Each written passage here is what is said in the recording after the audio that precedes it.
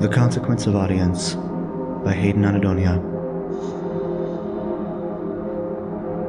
As I went there, through the long, long wood, I felt nothing, and I was nothing, and I was at ease. The gray ash trees and their mottled plumage were as one with each other, curving and branching to form a ceiling overhead. There was wide separation between trunks, creating vast corridors stretching off in all directions, before me, behind me, all around me. Oh, what praise I could sing of that never-ending duskfall I spent between those oaks. None came with me, none came upon me, for I was alone, and I was at ease. Yet came the day the trees broke. The corridor ended, and I was thrust upon the rocky expanse that was the great dark. There I saw first face and heard footstep, few and far between, but I was no longer alone. It was a shameful deed to carry these two naked hands as they clenched hotly, now in full display for all to see. I had never noticed them in the wood, for I was at ease. Here, the taut skin seemed to stretch and sweat, almost glowing, as if exasperated of their own grip. For as I wandered the great dark, there was naught but gray, barren rock as far as any eye could see. It did make a passerby out of an observer. I saw them trudge by, fingers dipped into their open mouths, desperate for wetness, the lolled tongue. There, in the wood, I was the watcher, but here, I am nothing but displacing air. Yet, within the smothering toil of my apathy, I had heard the bell.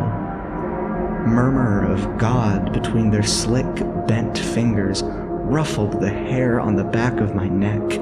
My muscles groaned against the weight of the skin around them, aching to be set loose. And all at once, I saw, from where I stood, there rose a great dome atop a hill on the horizon before me. Yes, I saw it there with my own two eyes. The white exterior peered at me with flat orifices obscured through the mist, barely distinguishable from the dark sky behind it, as though all the world beyond the dome was cut from the same slab, only slightly effaced. The convex roof sat atop a disc, held up by great ionic pillars circling the temple. Steps radiated out and down the slope like ripples in a pond escaping a dropped stone. It was greater than life, greater than the wood, greater than all else which filled this dark. And my gullible delight was that it was all mine. Yes, all mine. One could follow me to it, but they could not follow me in. My hands stretched outwards with an audible cracking in the bone as I crept forward there. But I could not tell you the rest. I would not even attempt, for it would change nothing. To know if I did go completely naked into the theater of the divine, if I did need for nothing, want for nothing, if I was then full to the brim, cylindrical pull slid through my gaping jaw into my endless throat. If I saw it there, shimmering through the veil like pearlescent oil over crystal water.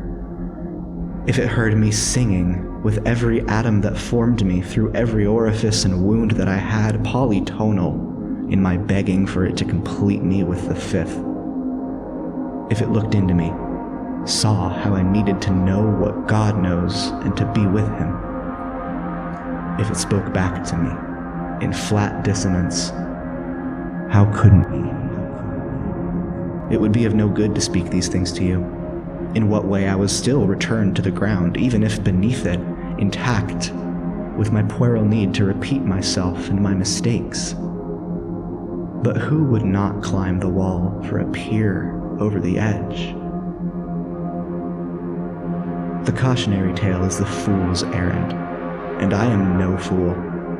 I am as my hands are, twisting in on themselves and bursting at the seams.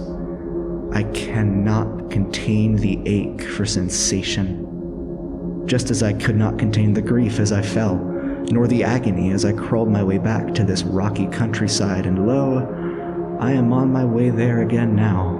I am. But I will not tell you the visceral details, as you already know them. You all do.